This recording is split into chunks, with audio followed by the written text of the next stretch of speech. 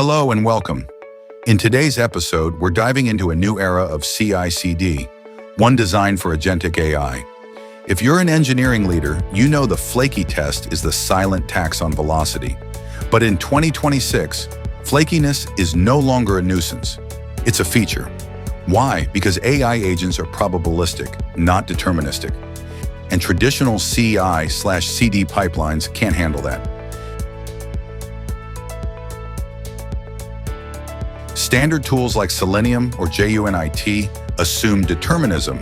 Run an AI agent through them, and your build fails 50% of the time. The challenge isn't building AI agents, it's building evaluation architectures to control them. Advanced teams are now using a pattern called the pipeline doctor. Instead of crashing the build, a failure triggers a specialized repair agent that reads logs, analyzes errors, commits fixes automatically.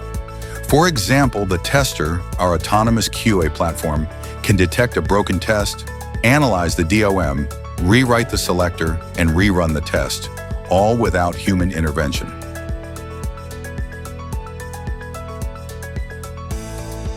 Self-healing UI test. Detect test fails because CSS class changed. Analyze. Agent examines the new DOM and finds the element. Heal, rewrites the selector and reruns the test. Log doctor for infrastructure. Detect build fails due to missing dependency. Analyze, log doctor parses the error and identifies the missing library. Heal, updates requirements and triggers a rebuild automatically. The result, self-healing pipelines that keep your velocity high.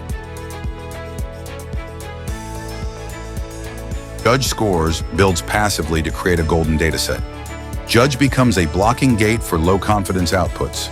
Agents gain write access to fix tests and configs automatically. The era of test automation is ending. Welcome to test autonomy. Your CI/CD pipeline becomes an intelligent, self-correcting system. Thanks for watching. See you in the next episode.